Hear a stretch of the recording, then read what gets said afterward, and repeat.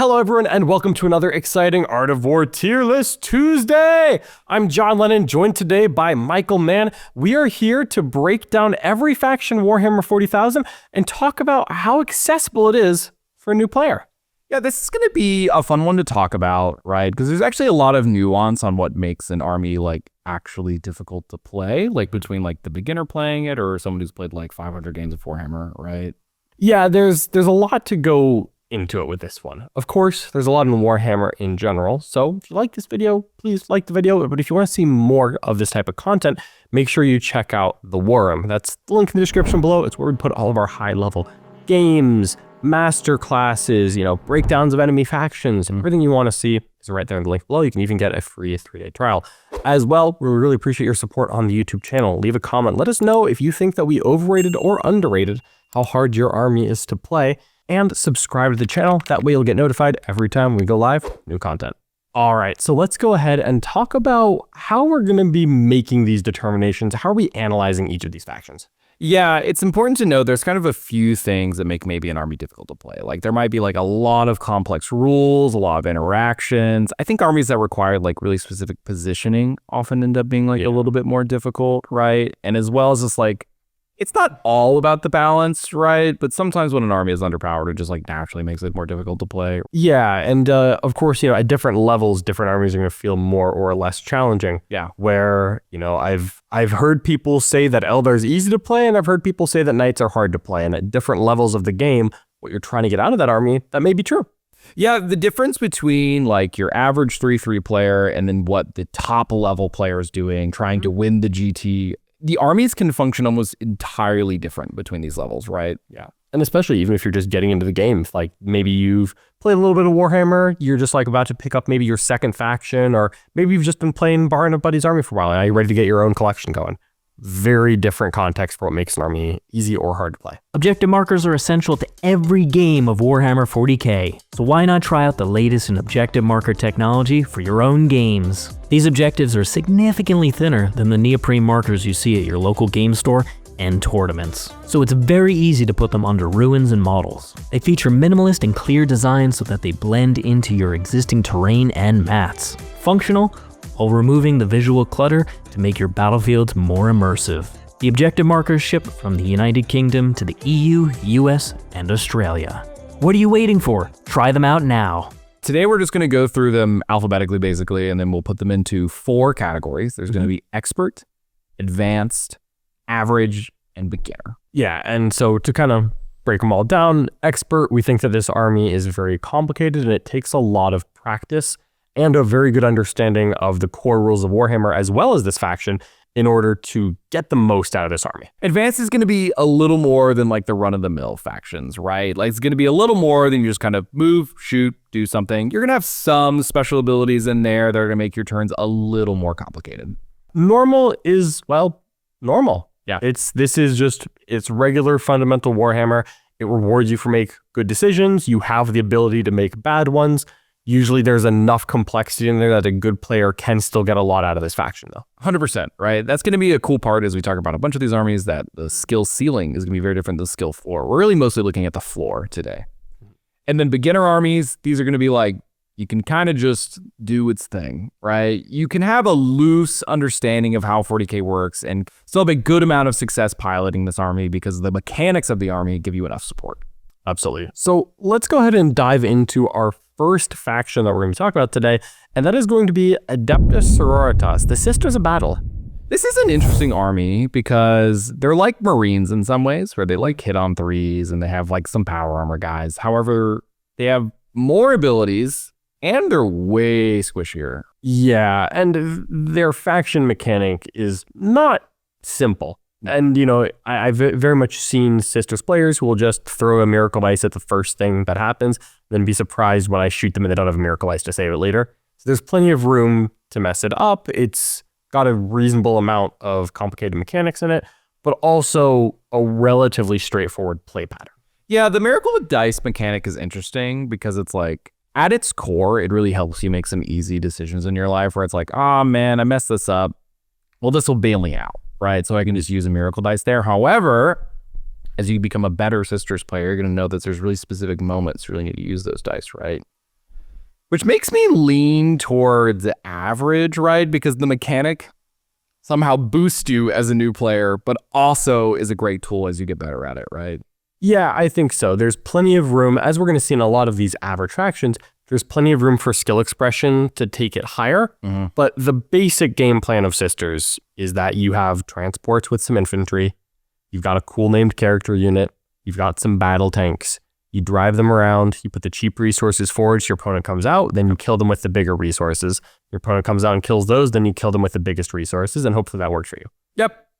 That's mostly it. It's a good plan. You know, you have to execute it well, but not the most complicated army we're going to talk about. It's the fundamentals of Warhammer at the end of the day, right? Absolutely. It's just good old play Warhammer. Good old play Warhammer. Next up, we're going to have Custodes. I think this is a pretty easy one to rank. It's going to be beginner. Custodes have a relatively straightforward game plan supplemented by some pretty rock-solid stratagems. The army is built around being very elite, durable infantry, but you don't have enough of them that you have multiple game plans available to you. At some point, your elite infantry are going to go hit your opponent with a spear. And that's about it, right? If they have a 2-up armor, a 4-up invuln across the board, all your dudes are tanky. They all do good enough damage, generally. And you have basic ways to make them a little bit faster, a little bit tankier. That's about it. This is like the classic definition of a stat check, right? Where it's just, I'm going to put a pile of stats in front of my opponent, whether in this case, it's going to be mostly 4-up invulns with some number of wounds behind it. And your opponent can either deal with it or they cannot. And Custodes don't have a lot of flexibility. Where you really get to express your skill in this army is knowing when to do the stat check. But the basics of the stat check are just fine. Yeah, and there's still plenty of skill expression in setting up the stat check turn and the push and executing it. But the basic fundamental game plan, if you're relatively new to Warhammer, it is not that complicated to get the basics of Custodes right. Yeah, I think I could coach my friends to learn Custodes probably pretty quickly and be like, okay, man, you're going to go stand behind these walls. And then when your opponent comes near you, you're going to run out from them. And that's it, right? And like, that's not too crazy. Yeah, teach them rapid ingress and the CP reroll.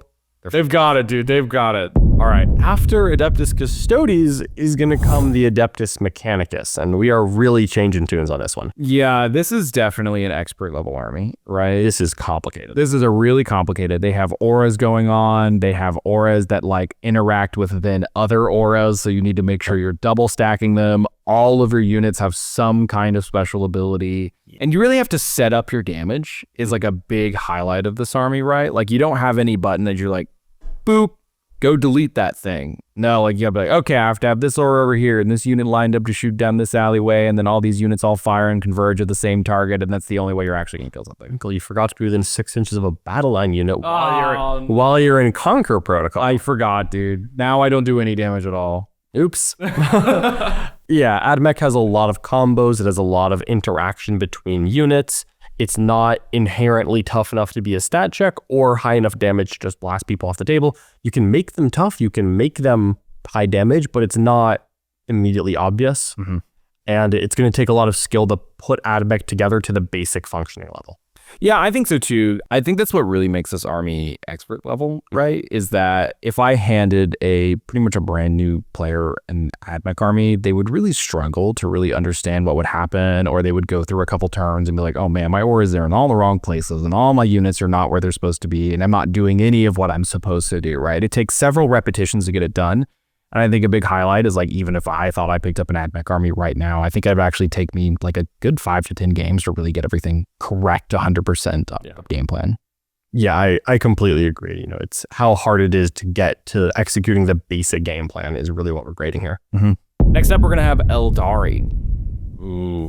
Aeldari are kind of classically viewed as like the glass cannon, hard to play, lots of tricks, lots of damage, made of paper mache kind of faction. Yeah, this is a really cool army to talk about in this aspect because...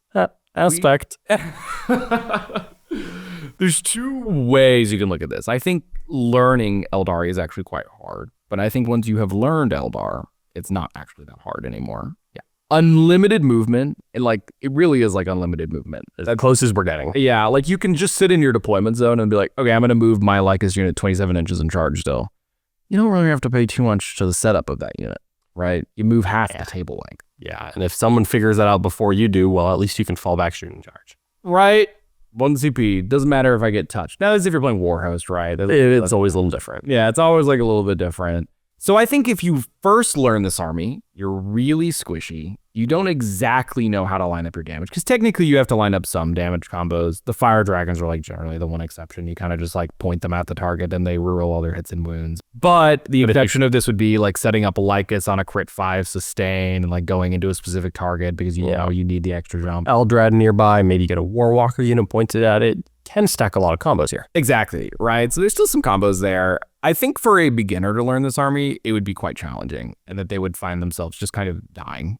Yeah, we've seen that even when Eldar have a lot of tournament success, like they're seeing right now, they still don't always have an offensive win rate because most of the time, there have been exceptions during the edition, but most of the time Eldar is very punishing of mistakes as well as it is rewarding of good decisions. Yeah, I think Eldar actually have like a sub 50% win rate right now, but Mr. Folger did just win no. Yeah, but I think they might be slightly above, but it's right around there. Yeah, it's like 49, 50, 51. I think it's been hovering there. And yet they're pulling down a super major weekend, it feels like. One of the biggest super majors, right? Yep. Big deal. So I think Advanced is a perfect place to put them here. I think so too. It's not going to be easy to just pick up Eldar, especially if you're new to the game, and get them to their basic game plan. Because if you mess it up at all and you leave some elves in the open, you're going to run out of Eldar a lot faster than you would run out of Space Marines. 100%, right? Because they are very small and they're very squishy. The moment you get touched, you generally just kind of evaporate, right? So definitely an advanced army. Next up, we're going to have the Astra Militarum. I mean, this is one of my armies. I love Astra Militarum. They're super fun to play. They have a very straightforward game plan, though. Guard is based around taking your shooting and using it to either kill the enemy or threaten to kill the enemy, while you have cheaper and maybe more disposable meat bags pushing up and scoring all of the points, standing on the objectives, and standing, crucially, in between your opponent and your guns while you shoot them with your guns. There's plenty of nuance to add to this, as there is with every army, but the basic fundamental game plan of Guard is actually quite straightforward. Execution at higher levels can be tricky, but I would put this at beginner. Yeah, I think a big thing with Guard is you have to know how your opponent is going to attack you, right? Because that changes how you actually have to defend yourself with Guard. Because you have a lot of like unique ways to defend yourself. It's just stand the guys out in the open, or you can like smoke and then give yourself the +1 to save order. And it makes it really difficult for your opponent to interact with you in some ways. We actually had a really good game. We played Space Wolves into Guard recently, and I think it's in the War Room, where like there's a lot of cool ways you manipulate your screens or your defensive buffs that make it actually really hard for me to like crack your lines. Yeah, there's a lot of nuance and skill expression and how you're going to accomplish it once you get the basic game plan down. Yeah. But really, it is cheap units go forward and stand between the bad guys and your guns, shoot them with the guns. Yep. Everything else is just building off of that and preventing your opponent from turning off your guns. That makes sense. That's hard, but the basic game plan is easy. And I gotta tell you, orders, the guys who are in charge tell the guys near them to get the buff that you want, and you don't roll dice. You don't perils, it's not it's not a do I don't die, it's on a 4-up. You point at him and you say, do it, and he does it. Yeah, it's like with Tackle Brigade with Orks. Like we have the exact same order mechanic, except I have to like do mortals to myself occasionally. And even then I still just kind of like point and click, like, okay, go just take that buff. Yeah. That's the one you want, right? So I imagine it's even easier when you have lots of them and they're even better and there's no downside. Nope, you just do it. Just a good mechanic. You just do it. It's a good mechanic. I quite like orders. Yep. Beginner army. I think so. Again, all the beginner armies, there's a lot of skill expression. There's a ceiling, but the floor of Guard, not that low. Makes sense. Next up, let's talk about Chaos Demons here. This is another one of the interesting armies to talk about, because at the core mechanic, you have some big demons that you're going to run out into the middle of the table, and they're going to stand there, and they're either going to be too durable for your opponent to kill, or they're not going to be durable. It's kind of similar to Custodes in that sense. The part where demons get difficult to play is that they have a lot of mechanics going on, right? Like you have the battle shock abilities. You have the ability to teleport around the battlefield and then go for like a 6-inch deep strike. And you have intersection abilities. Like for instance, the Khorne package with the Rin Master, you can point at something and all your Khorne units are +1 strength and attack, but you have to see them at a specific angle. But the basics of it all, it's still just demons with 4-up invulns like running around on the circles, right? Yeah, you put the guy who's standing on a pie plate, you actually put him on the pie plate. Yeah. And then he scores points. Scores points, right? Yeah. I think what stopped this army from being beginner, though, is that the unit count is not high. It's very similar to like what knights are in that aspect, right? Where I don't have a billion resources running around. I just have some really good resources that are limited in scope. For instance, demons, except for like one model being Bellicor, don't have a unit that's really good at shooting and fight phase. They generally are good at like one thing, or they're really tough and like a red and clean one. It's probably just like an average army, right? I think average is fine. It's like teetering on beginner, but I think there's just like enough there that it makes it a little bit more. You can choose to play demons as a stat check. You can take your 4 great unclean ones, and Rodriguez, and your Beasts of Nurgle and your Plague Bears, and you can trundle onto those objectives with more OC than your opponent has. Yeah. And you will probably not die at least 60% of the time. And that's a great way to win 60% of your games. But the reality is that there is a lot of complication there if you want it. If you want to seek out, I'm going to go for the Khorne package in Demonic Incursion and add some enhancements and add Bellicor, there's a lot more choices going on. And then your command point management becomes a lot more important, and you stop being very durable and you stop being a stat check. Yeah, honestly, one of the most complicated parts of Demons is the list building process, because you have to really line up what data sheets you're bringing that then influence your game plan, more so than what I think other armies really have to experience that with. So I think they're an average army at the end of the day, but a very high skill ceiling. Very high skill ceiling. Up next is Chaos Knights. And you know what? Neither of them are going to like to hear this, but we're actually going to talk about Imperial Knights at the same time. It's the same fundamental core plan. The minutia of how they execute their plan are technically different, but it's kind of the same idea. Both armies are going to take an amount of expensive and deadly large knights with an amount of small knights running interference in front, and they may even ally in an agent or demon to be the cheapest possible thing to do a job. Knights are interesting because definitely it feels like sometimes it's like, oh, well, anybody could do this. You just run your knights forward and shoot me to death, right? But not like quite, right? It's a little more complicated than that, I promise. I've played a rather large amount of games with Chaos Knights. I've played a good amount of Imperial Knights as well in both 9th and 10th edition. They are a little more complicated than they look like. Actually, getting the basics of a knight game plan down is not terribly difficult. I don't want to pretend it is, but the reality is that if you just push the knights forward, you usually don't have enough activations for I'm walking straight at you to actually work out the way that you want it to. Exactly. You're going to lose activation so quickly by just losing units, and then you just can't do anything and you just like lose. There's so many times I've seen a point in the night game where they're up by 5 or 10 points, and then the material for both sides hits critical mass of the knight player can no longer effectively do anything, and just only one player scores points from that point on. The big thing too is when you look at armigers or war dogs is like, yes, these are like powerful vehicles, but they actually don't function that well independently, but through some combination of low number of attacks or some amount of inconsistency, or they're just like not quite durable enough that they can't take the full punch or something along those lines. So you have to really line up your resources properly to make that army execute well, right? Because if you just stick a bunch of armigers in a corner, your opponent will just like run through them, right? Yeah, I've done it and seen it. It's very dangerous to be in that position. I think that consistency problem from such a low volume army is, especially for Chaos Knights, I'd say it's even more pronounced, is what makes them a little bit more difficult to play than a beginner army. I think so too. I think that they're like demons. They're teetering on the line of beginner. Yeah, I think it's just like demons, teetering on the line, but the resource allocation and the slight amount of abilities and decisions going on just like tips it over the edge into average. Yeah. Next up, we're going to have the Chaos Space Marines. This is like slightly more complicated Space Marines, but like not at the same time. I think Chaos Space Marines have more abilities than regular Space Marines do. I actually think they have less. You think so? Yeah, because like you'd have to make less decisions. Because they're just like, I'm attacking with my unit. Would I like to pack? Yes.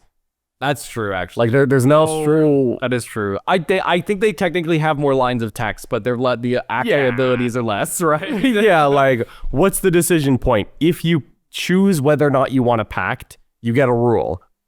There's like 5 data sheets that are if you pact to get dev wounds, if you pact get indirect. That's true. If you pact get reroll hits. And just like, yeah, if you use the rule on your data sheet that tells you can get a rule for free.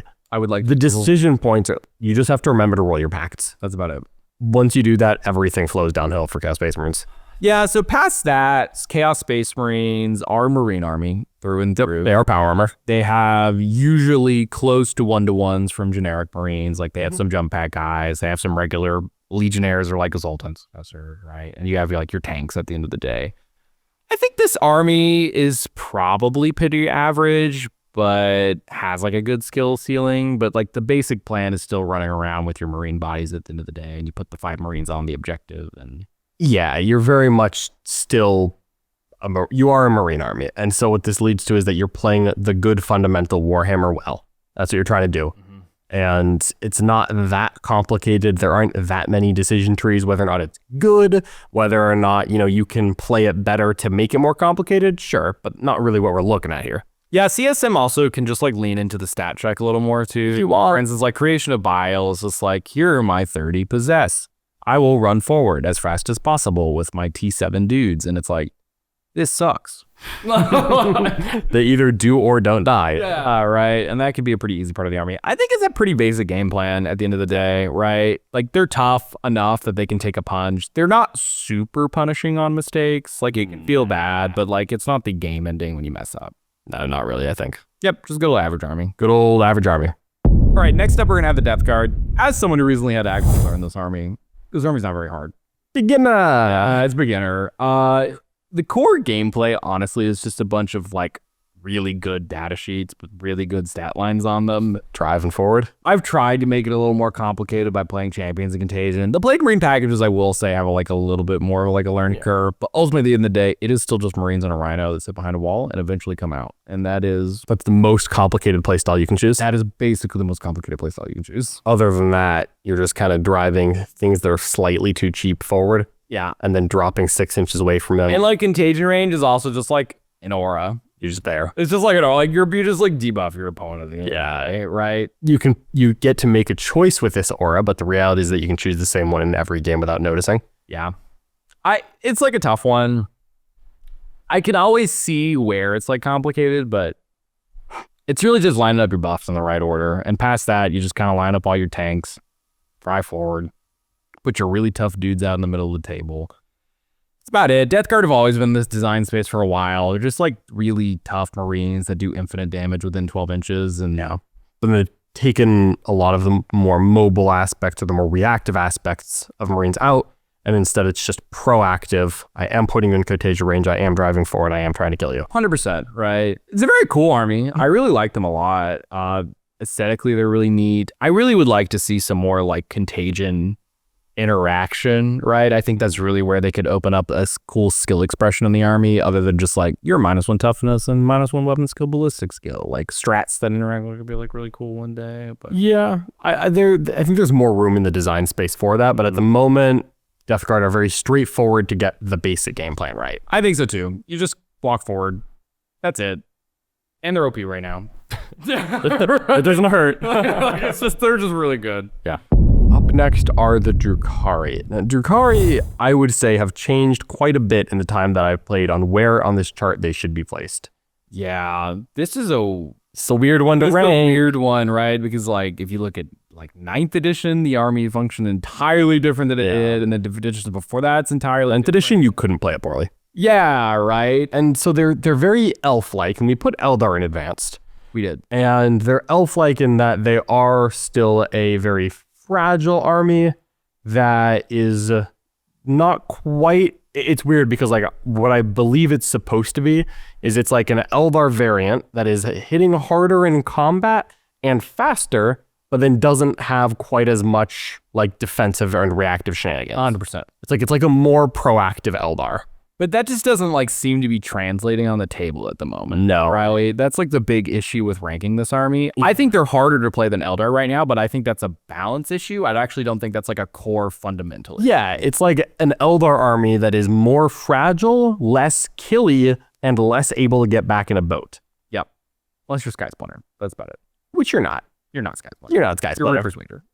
Yeah. And then you're like, oh, it's like an Eldar army that's worse at 3 independent things. And it's like slightly cheaper, but like, boy, are we putting a lot of emphasis on slightly. It's big slightly. Yeah, it's not that much cheaper. Yeah. And so, yeah, power does weigh into it at some point. I still think I'm willing to go advanced here. I don't think that Drukhari is complicated enough to be expert because their mechanic is not complicated. Yeah, I think how I would look at this is that the core army is advanced. right? But in order to really win a tournament, it's probably expert level, right? Yeah, getting to that ceiling of Drukhari is expert. And we've seen it can be done, to be clear, right? Like, we've got players like Scary, Cody Jiro, we've got very good Drukhari players out there putting up results. 100%. But to get the basic game plan of Drukhari down is hard. It's hard.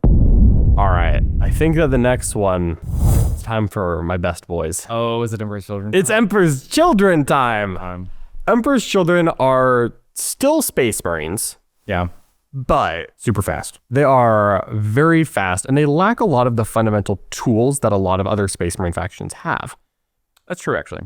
So I'm of the opinion that Emperor's Children are going to go into advanced. I think they're teetering on the line. I don't think they're expert, but they're not far off of it. Their faction mechanic sounds very simple when you play against it, and then when you play with it, it's actually very complicated. Yeah, The Real Seekers is, it is easy to mess up. tracking it is like a big deal, like at an opponent. Like you're walking and like, but like, didn't you like already advance and shoot this guy? So that means like this guy can't advance and shoot this guy. And they're like, yeah, man, I messed that up. Right? Yeah, it's a lot of like, because very different from normal armies, the ordering of things matters a lot in Emperor's Children.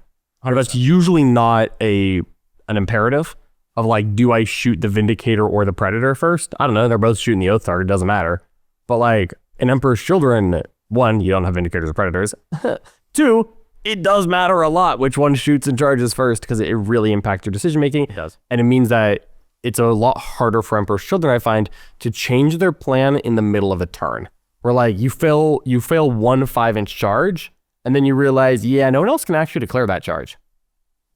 It's like, oh, That's bad. it's so you're still Space Marines, which means you were inherently not fragile, but you're kind of expensive by the standards of Space Marines. You don't have any defensive buffs. I think your limited range also is what makes this army a little bit more difficult. Yeah, you're very fast. Go into the toolbox, right? No, you got to get the tools you have correct because you don't have a different tool for the job. No, like you have to take this just generic unit, say like the Noise Marine, and it has to be the Swiss Army knife, despite not having a Swiss Army knife profile, right? The Noise Marine is my answer to battle tanks and to Gretchen and to Terminators and to Possessed and to Intercessors. Long list. Long list. Also my answer to Knights and Armigers, and that's my answer. It's the Noise Marine. That's rough. That's a rough place. I do be taking 3 of them. So I think it's advanced, right? I don't think it's quite expert because it's still Marine body at the end of the day. And Marines tend to be a little bit less punishing, as well as Thrill Seekers. While it is a difficult rule to play at the same time, it also does bail you out in some scenarios, right? Where it's like, oh, I got tagged. Anyway. Yeah, there are certainly some upsides to, Slash gives benefits as well. Right. Not just pain. There's also there's also rewards. But yeah, I think advanced is a good place for Emperor's Children to go. I've felt it myself and I've seen it. It's not easy to get even the basic game plan of Emperor's Children down. I've seen a lot of players not able to do it. Yes, as someone who's played many Emperor's Children players, none of them have done it quite like John. And it's definitely like a little bit of a different experience when I play the average EC player and then when I play John. I don't think I've ever beat your EC. I don't think I have. Yeah, it's all one time. Next up, we're going to have the Genestealer Cults. Now, talk about an army that has changed quite a bit in a single edition. Oh, I know. There's like 5 versions of this rule at some point. Oh, yeah. Look, I used to roll to bring them back. You used to roll to bring him back, and then, and it changed, because then the roll changed depending on what battle round you were, and if the unit was like battle line, then you could start coming back, and then blips have changed, where before you just like had to spawn in a blip, and then like now like blips don't actually really matter, you just kind of like rapid ingress wherever you want to go, and like, it's a lot, honestly. Yeah, it was complicated. And tell you what, it's different now, but it's still complicated. It's still complicated, right? If you ask me to word for word recite how, what's it called? Ambush assault or whatever it's called. Oh, the tokens? Yeah. No one even uses the tokens anymore. Yeah, if you told me exactly how they work right now, I wouldn't be able to tell you. Yeah. I have to have my Genestealer Cult opponent explain it to me every single round. Every time. Every single time. There's lots of buffs going on, right? Like certain units have to activate in specific orders. The turn in which you arrive from Deep Strike matters. Yeah, when you're playing a Host of Ascension, you get sustained and ignore cover for a battle round after you land, which it includes the rapid ingresses, and then it could include overwatches if you ingress, but it doesn't include overwatch if you land. And it's a very complex army. 100%. Has a lot of room to play it well, but it's also just like one wound guys with a 5 up armor save. Yeah, they're very easy to kill. They're very sensitive to getting tagged. There's lots of mechanics that you can use as a Genestealer Cult player to pull yourself out of combat and then resurrect guys afterward using the banner. But like, that's not something you can just give to your regular Warhammer player and be like, okay, figure it out. I'm going to tag your whole army. And an expert GSC player is going to be like, I know how to get around this problem. And the regular GSC players can be like, my whole army's tagged, I lose the game, right? Like, Yeah, hit him with your 3 neophytes, buddy.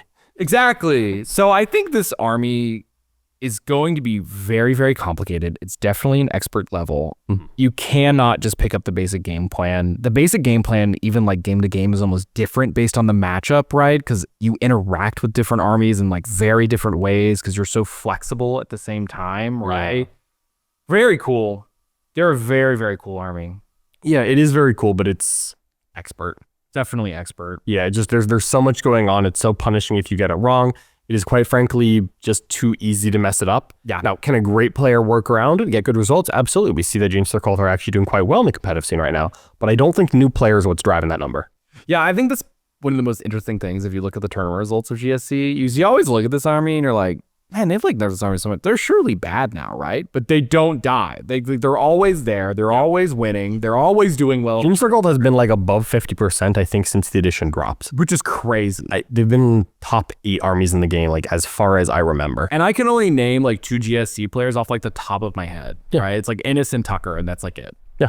And there's obviously more, but it's not that many. It's really not that many. So I think expert level, my pet theory is that beginners just don't play Genestealer Cult, period. And so they don't get that hit on their win rate because every army has beginners play it. I think beginners just don't play Genestealer Cult because I think it is the least beginner-friendly army in the game.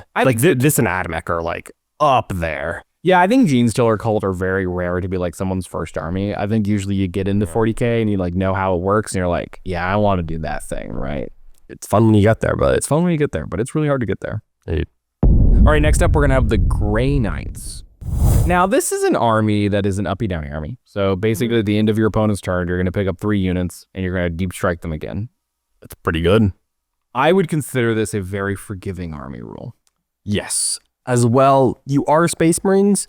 You're Space Marines with a 2-up save. Big deal. Very big deal. That's a huge difference. Yep. You are elite. Like, you don't get to bring a ton of units on the table, You know. right? But teleporting is a really forgiving mechanic because you can generally just reposition whenever you want. And at the same time, it bails you out and punishes your opponent, right? So it's like, oh, you left that giant hole in your backfield? Okay. Boop. I'm just going to go back there now. Yeah, if you're playing beginner on beginner, Grey Knights actually get a lot better than if you play expert on expert. 100%. Playing GK at the top ceiling is going to be way harder Oh, than absolutely. it is at your local game store. But the basic game plan of Grey Knights is to wait until your opponent steps out, then teleport over there and shoot him. And that's it. And the basic game plan of Grey Knights is not that hard to execute. It's really not at the end of the day. I think when you play against a really skilled opponent is like just really when this army gets harder. But Yeah. like, learning to play, it's not really a big deal. It's a very good functional rule. As well as with the new codex, your damage ceiling is actually like a lot better than it used to be. GK used to be known as the army that did no damage. They definitely do damage now, and it's not a big deal. Yeah, I would still say they do more damage now than they did before, but I would still honestly say that Grey Knights have that problem of their game plan is very straightforward, Yes. but it still doesn't feel like the most reliable thing, especially when you're starting out. You're just going to be declaring a lot of 9-inch charges. Yep. And also Grey Knight shooting like exclusively caps out of strength 10. And this is sometimes completely fine and sometimes not fine. Sometimes that's just bad. Sometimes that's just bad. And so you can very weirdly end up at a place with Grey Knights where like doing the basic game plan is super easy, but the basic game plan isn't great. And so that might keep them a little more normal than more average than beginners. It's definitely average because your opponent can interact with your deep strike rule. Right, for now, they can touch you in combat, or they can just like screen you out. And like once you're playing someone who knows like the very basics of 40K, they're probably going to do a lot of these mechanics, right? Which makes it immediately a lot more difficult. It's free, quote unquote, that it can bail you out. However, your opponent still gets to interact with it, right? You can't just teleport like literally wherever you want. Yeah, it's Just average. it's just a good average army. Just good. The next one I'm going to talk about here is Imperial Agents. Now, this is Michael, have you ever played a game against Imperial Agents? I actually have not. You have not. I've never played a single game. I've played with Imperial Agents, but I've not played against them yet. I've tried to play them, but it's just never happened. Like, they've been at the events I've gone to, but I've never been paired. Alas. So with Imperial Agents, we see a very interesting thing where the army is quite limited in its data sheets. Yeah. And so on power level, it kind of has a little bit of that Drukhari going on, where it's like, oh yeah, well, it doesn't actually get to do a ton of damage. You can take a lot of dudes. A lot of dudes. Similar to Genestealer Cult, but they're not as mobile as Genestealer Cult. They're not as reliable on the damage. They're a little bit tougher than Genestealer Cult. You get different types of tricks. It's like a fragile, trashy guard army with a more tricks and less power. Yeah, this is like an army where I feel like you're like a magician and you're like doing sleight of hand the entire time. You're like trying to trick your opponent into like, yeah, look, I'm doing all these things, man. Look at this. But you're also just like, it's just like 10 like guardsmen, like dudes just running around, right? Whoa, those 10 guards. No, but these guys have 4-up invuln, okay? I have a 4-up invuln and I can heal D3 of them and I can move if you shoot me. Whoa. Well, they're still 10 guardsmen if you just charge them though. If you just charge them, they're 10 guardsmen without a 4-up invuln. Yeah. And that's when it gets like, That's when it falls on like the earth, right? I think that Imperial Agents are firmly advanced. They have a lot of tricks. They don't have an inherent stat check to fall on. They require advanced mechanics to understand in order to play properly. You have to be move blocking. You have to be jailing your opponent. You have to be playing a 5-turn game Warhammer where you're planning on just winning on the scoreboard because it's very unlikely that you're going to table your opponent unless they're playing Drukhari. And so with Imperial Agents, you have hammer pieces, but they're not tough enough that you can just front with them, and they're not fast enough that they can just hide and then go hit your opponent whenever you want. So you really have to manage your cheaper and more expensive resources well. You have to be planning for 5 turns of Warhammer, managing a lot of assets, all while not doing the most damage.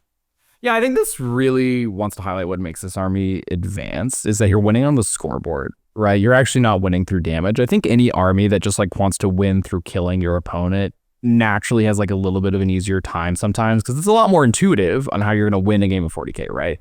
But agents are all about manipulating secondaries, manipulating the primary. So advanced, not quite expert though. I feel like if they had like more depth as an army, I think they could go all the way up to expert, but I think they're just like an advanced army. Yeah, I think that's a pretty fair analysis. They're rare, but you could just play a few games and you'd probably get it. Right?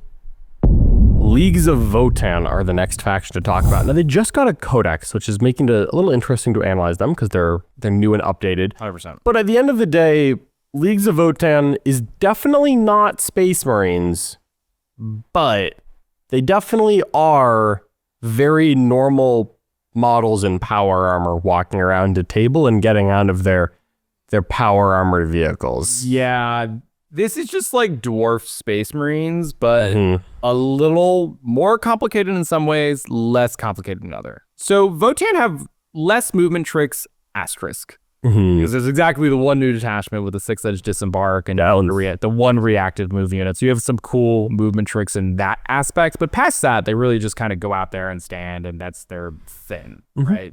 Yeah, so it's weird because their army rule as well, you have to kind of keep track of judgment points, and that's a unique mechanic because you're constantly adding to it, and it gives you different benefits. Your army rule changes halfway through the game. But also, what the army actually does on the table is you have infantry in transports. They move and shoot. They move and shoot. Sometimes charge. Yep. You rarely advance and do anything. You rarely fall back and do anything. You rarely do anything besides overwatching your opponent's turn. You shoot pretty darn good. You punch perfectly reasonably. You are tougher than average, and you're quite tough actually at the moment. Yeah. Right. And you're priced not that expensive. And you just kind of drive land forts full of good infantry forward. And sometimes you drive different transports full of good infantry forward. You drive Capricus full of other good infantry forward. And the amount of tricks in the army is not many. You have a bunch of scout. Scout's a great rule, but it's not the hardest thing to use. No, you just kind of drive into behind the wall. You just drive forwards, which is the Votann. Yeah, when you go first, you just like drive forward, right? Yeah. You just kind of drive your tanks forward, and there's good infantry. You got good tanks that drive forward with good infantry. To me, this is like Guard. There is an amount of complication to the army and the army rule, and it's not nothing to manage, but the basic game plan is exceptionally simple, I think. And there's a lot of room for a good player to build off of that and to solve the problems of it. But like, I'm teaching my friend who's played a little bit of Magic and not a lot of 40k, I'm teaching them how to play Votann. The basic game plan of Votann, simple. A good core mechanic, enough tricks for like a good skill ceiling, but not every detachment even has all the tricks, right? Yeah, Every list, most of them don't. most of them don't, and not every list even brings tricks. So yeah, there's nothing too crazy here. Now, if we want to talk about armies that are actually too crazy, well, skip ahead because we're going to talk about Necrons first. So, Necrons are up next. Necrons are another army that is very like Beginner. it's beginner. You've got good, honest tricks. Your army rule is a little complicated, but not in like a decision way. It's just like yep, you have to remember how this rule works and then do it. There's no decisions in reanimation protocols. You just heal at any point. All you have to do is like explain to your friend, like, hey man, so here's the Canoptic Reanimator, okay? You make sure all these big bricks of dudes are all next to this guy, and you can string them all out and just stand next to this guy, and you're never gonna die. That's it. That's actually it. That's Necrons. It doesn't get any more complicated than that. Plenty of nuance beyond that if you would like to go find it. But default level, I am teaching someone to play Necrons, beginner. Yeah, No questions. there's just no questions on this one. The skill floor is the floor. Like, it is a very incredibly easy army to play. You can get really into the like high complicated part of it. For instance, like Walter's Awakened Dynasty list is actually like really quite interesting. It doesn't rely on the bricks. It has like lots of MSU and lots of trading and lots of interaction. It's a really cool plan, but the basics of it, Not complicated. not crazy. Not at all. All right, next up, we're going to have the Orks. Now, we argued about this one. I'm not going to lie. We did. We did argue about this one. The core game plan of like move forward with my dudes in transports and call the wah and charge is technically easy. I just think you're going to lose most of your games when you do that. Right? Like, About 61% apparently. yeah, like somewhere around there. That is still technically easy. Like you can explain to an opponent how it's going to go and you're like, okay, just like if I tell my friend and I'm going to send him to his local RT, I'm like, all right, you're going to take these 6 trucks and you're going to fill them with melee guys and you're going to stand behind the walls and then you're going to call the wall and run and go. When you call the wog, everyone comes out and declares a charge. Yeah. That's like not hard, right? I think where Orks are hard is similar to other armies where it's like the skill ceiling is actually incredibly difficult, right? Playing Orks at the highest level can be really hard because you have kind of a straightforward rule, so your opponent knows exactly what's coming and generally knows exactly when you're going to do it. It's not like some secret when all the Orks post up behind the wall. They're going to call the wall, right? Like they're going to run directly at you on the next turn. Mm-hmm. So it's like average, I think. I don't think it's quite beginner. No, I still think it's average because at the end of the day, you can take the straightforward game plan, but that's not going to work as often as it sounds like it's going to work. Even though we've all felt the Orks on the line, go first, run, call, wog, throw everything into the ceiling. Yeah. It's not actually that straightforward, especially now. This is where power does creep into it a little bit. It might have been a little more straightforward a year ago. Yeah, there's definitely a big difference between Orks then and now, right? Codex creep has definitely been a real thing this edition. Sure. A lot of armies have some really powerful rules, right? Where sometimes you can just kind of punch those armies like square in the face, but it's like a lot harder now. For instance, like Aeldari have so many tricks where they can just like stop you from doing the thing, right? Yep. And the moment you get stopped from doing the thing, the bicycle like falls apart into like 500 pieces and you have to like very quickly put it back together while also your opponent's just killing you. Yeah, the mechs built a truck that runs on momentum. Right. It's definitely on momentum. And Orks are made of paper. That's actually like the big aspect of what I think that keeps this army at a beginner. If you get shot at, you are just gone. Like you do just fall apart and die. T5 is Nice. It was really cool back then. It is not as cool now, right? Yeah. Everything's gangster until the entire game gets +1 strength. 100%, right? Like, oh, wow, okay. Plague Marines are T6 now, dude. Death Round Terminators are T7s. Like, What's your T5 one-wound boy gonna what's my do? T5 one-wound boy gonna do? Yeah. This is great, but my bolt guns wound you on 4s getting to the oath target. Yeah, all right. Like, Phase Marines are possible. There's so many ways you can get around this, like fake toughness number, essentially. Yeah. So I think we're going to be average because the basic game plan is still technically very easy. They have a very high skill ceiling, and you do have to kind of be ready for when the plan doesn't work, right? Because if your opponent just like sticks 10 guys in front of your whole army or 20 guys in front of your whole army, all of a sudden you're like, oh, like I can't wah now. What do I do now? And that's like a pretty easy thing that can happen to Yeah, like, it really can. So average army. Average is okay. Next up, we're gonna have the Space Marines. Ooh, buddy. This is a complicated one. We are kind of rolling all of the Space Marine chapters into this, by the way. We talked about it like, oh, are Dark Angels or Blood Angels or Black Templars harder or easier? We didn't ask Nick because Nick thinks Blood Angels are the easiest army in the game.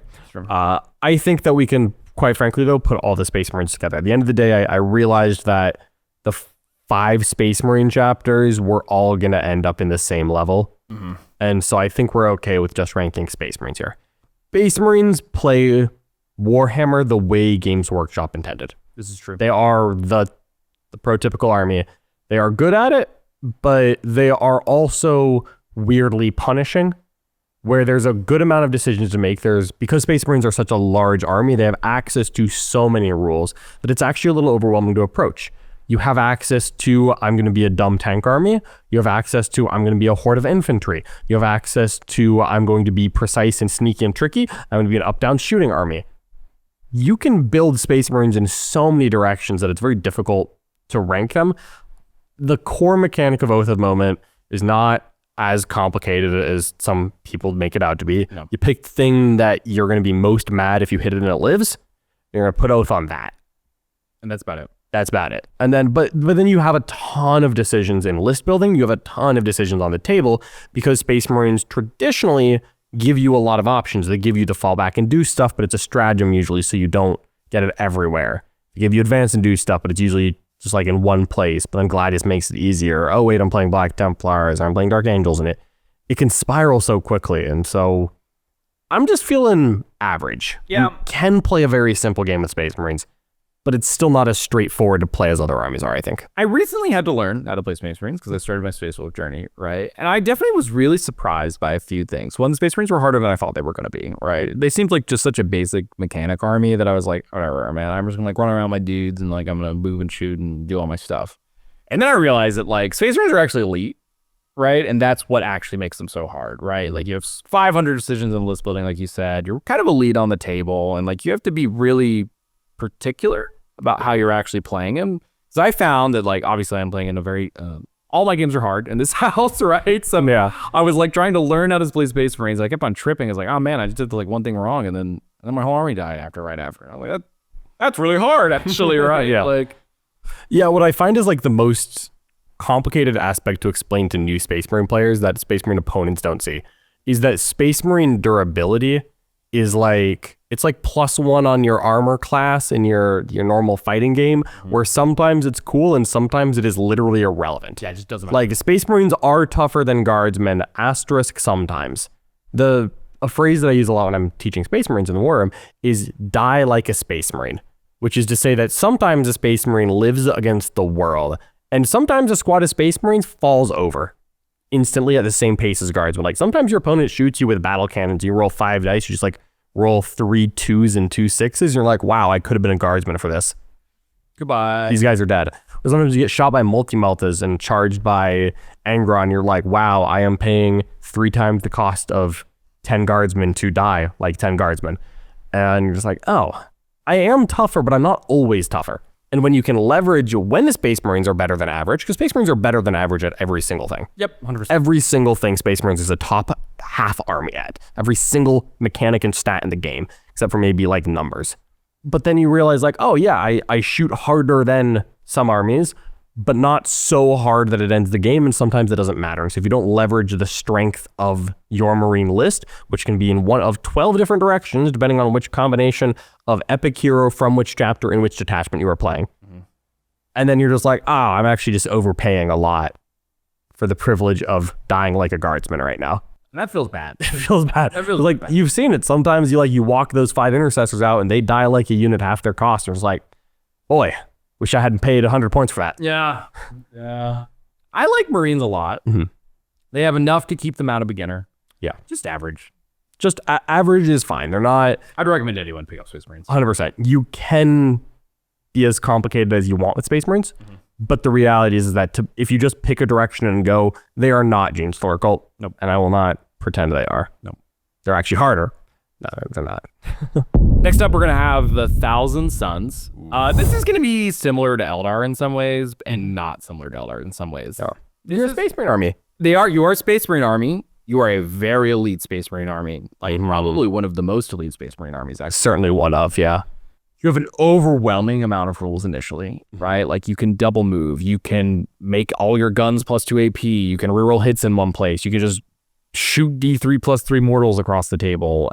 And at the same time, though, you are just 5 Space Marines in a character that moves 6 inches. And they're not the cheapest Space Marines available. They're not. Each package of those is like close to 200 points. Thousand Suns are crazy because like the input and the output of Thousand Suns are both unlimited. Yeah. But you have to fit this whole mess through the eye of the needle, which is that only your psychers can use any of the rules. And if you allocate your resources wrong, you don't get all of the output through the eye of the needle and then explode into 5 billion mortals. And if you thread the needle properly, Thousand Suns are OP. They're crazy when you do it right. If your opponent doesn't do something about it, block the needle.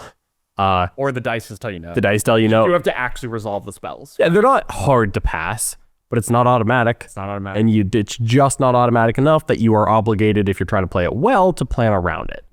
And if you're a beginning player, there's so much going on that you're going to struggle to get all the output through the eye of the needle and back out into damage. Yep, and a bunch of opponents can just like run up to 1,000 armies and punch it in the face and you'll fall over. Yeah, It's like a pretty easy thing that you have to like learn how to stop, right? Yep. At the same time as you're learning all the other difficult mechanics of your army. The basic game plan for playing T-Suns and the basic game plan for beating T-Suns are not the same difficulty level. Yeah, I think so too. And at expert level play, it's a whole different game. But beginning level, I think this is expert. This is hard. I think it's very hard. Over time, Thousand Suns get much easier to play. Like much, much easier to play. Once you kind of understand the core gameplay loop and like you get the math down and you really know how many like sorcerers you need to expose in one moment and like you get the reps in, it actually becomes like the mental load is very normal compared to most armies, right? It's just that initial learning curve is brutal. It is absolutely brutal on this army. Completely. So expert at first, and then I think once you like kind of get some data, it can move down to just like advanced, basically.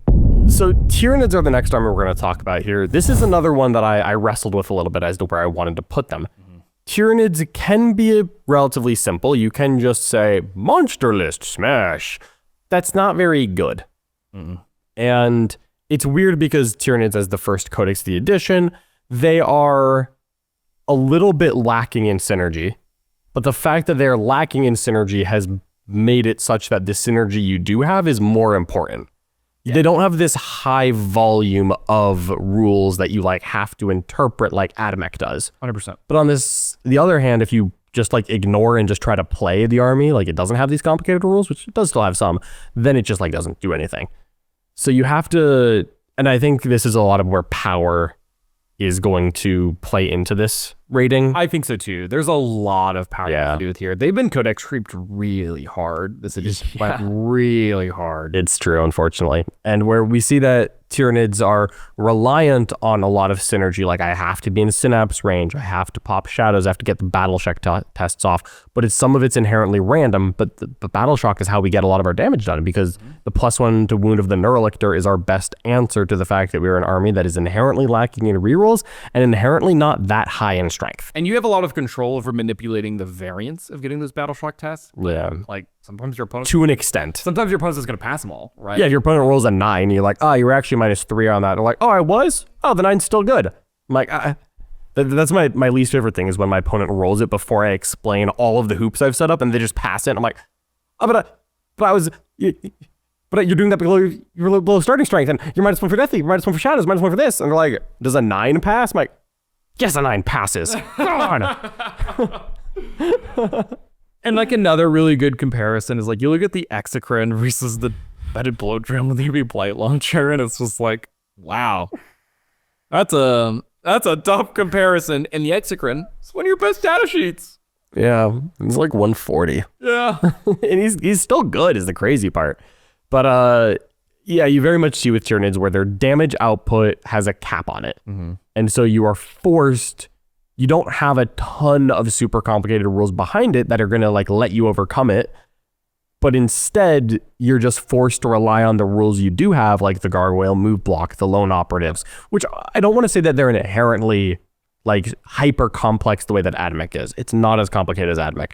The problem is that the forgiveness level of Tyranids is like -2. Yeah. If you bounce with Tyranids or your opponent gets past, like hops over the fence a turn earlier than you were planning on stopping them from doing it, you're not really a fallback and do much kind of army. No, you are not. You're not multi-phase on a unit per unit. If your opponent tags a melee unit with something that they're not suited for, right? Like your opponent manages to slingshot a rhino into a Genestealer, you're just like, oh, I'm just going to live here till I fall back and someone else solves this problem for me. Like, it's going to take forever for Genestealers to, like, if the rhino charges the edge of the Genestealer unit. Now, don't get me wrong, if I get my Genestealers into the right imperative, and then I spend a stratagem, and then I charge the rhino with all 10 models swinging, I actually probably do kill that rhino. But if the rhino charges me on the side and I haven't like set up the complicated plan where I'm in synapse range and I've got all my CP ready, I'm just not going to kill it.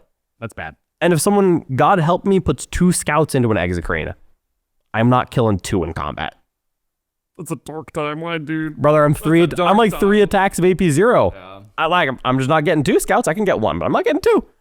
And so you really end up in a weird spot where Tyranids are they're very unforgiving, and it forces you to lean on the relatively normal gimmicks that you have. Yeah. And they're cool gimmicks, and they're very different from what other armies get. So you have a little more room to outplay your opponent than others. Tyranids are a phenomenal army to outplay your opponent on. I think so. That is not where you want to be starting as a beginner for Warhammer. No, it is not. Having to outplay your opponent from the baseline is going to lead to a lot of losses and a lot of frustrating losses, Yeah. right?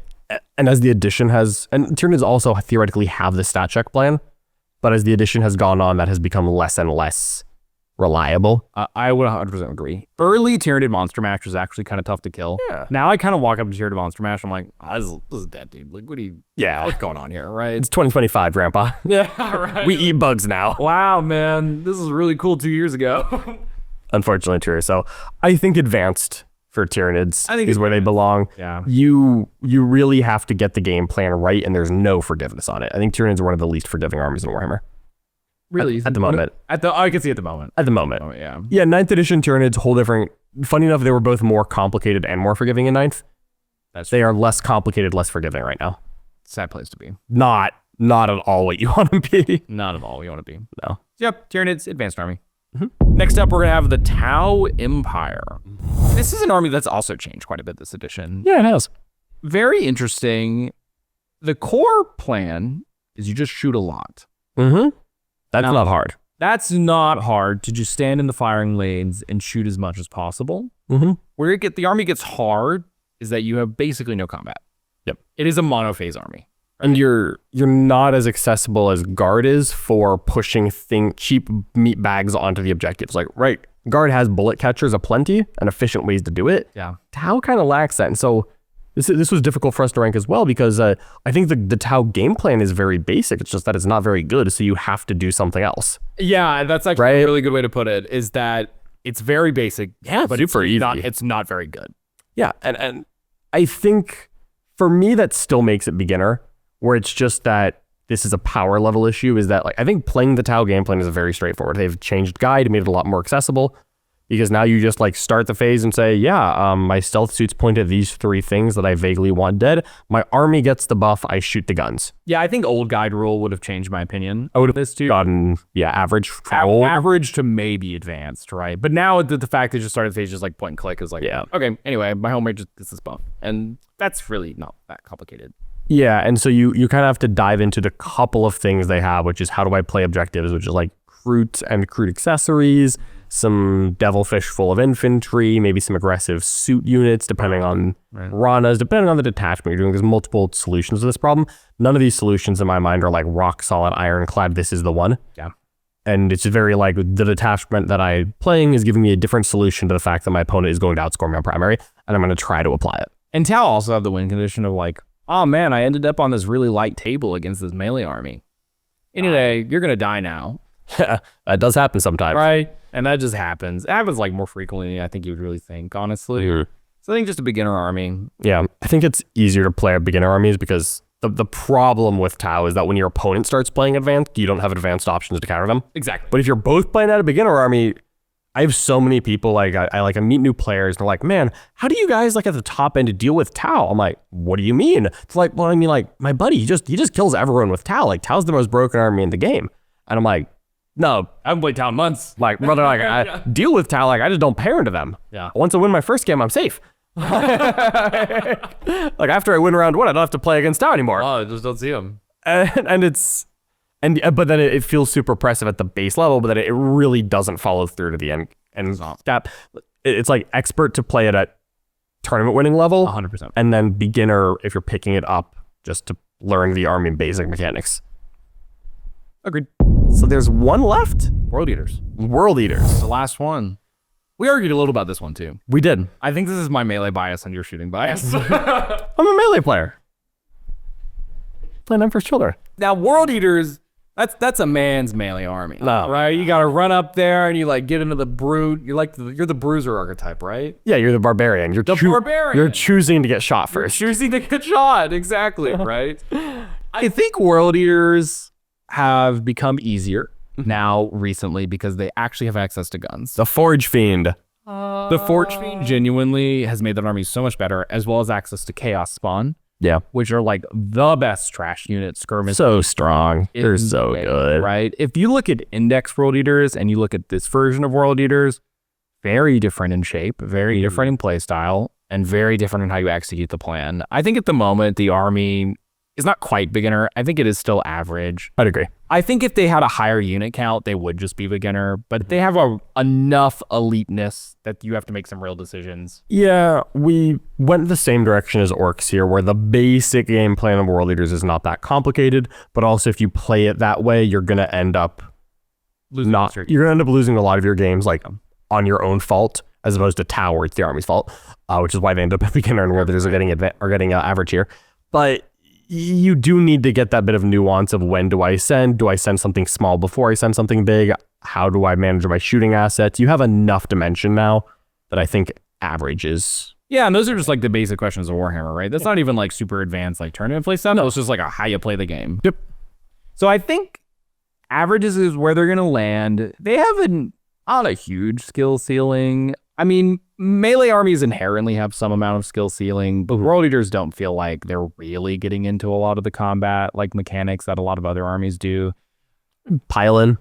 But Big pile-in. So few models. Like your 8-bound are generally like 3 models in a slaughter bound or something like that. Yeah. It's very different when you have like 10 man and a character and you're like depleting your pile-ins, you're consolidates and doing all this stuff, right? I'd say the 6-inch pile-in on like the big Berserker unit. True. I did forget about that ability. That one's pretty impactful. Yeah, I think so too. So average, and I think that's it. Yeah, that's every army in Warhammer. It's actually a pretty good spread. Yeah, and you know, you're not expecting it to all be even. And of course, I know some people are going to disagree on where we put it. You know, I can't believe that we said that Knights are harder to play than Tau. So let us know in the comments. I do think there's going to be some arguments in the comments. Oh, absolutely. I think Knights is what we're getting the most shade for. I could see that. I could see it. I think we're right. I think so too. You know what? If you're a Knight player and you think they actually should be an expert, let us know in the comments. And if you're anyone else and think they should be a beginner, you can also let us know in the comments.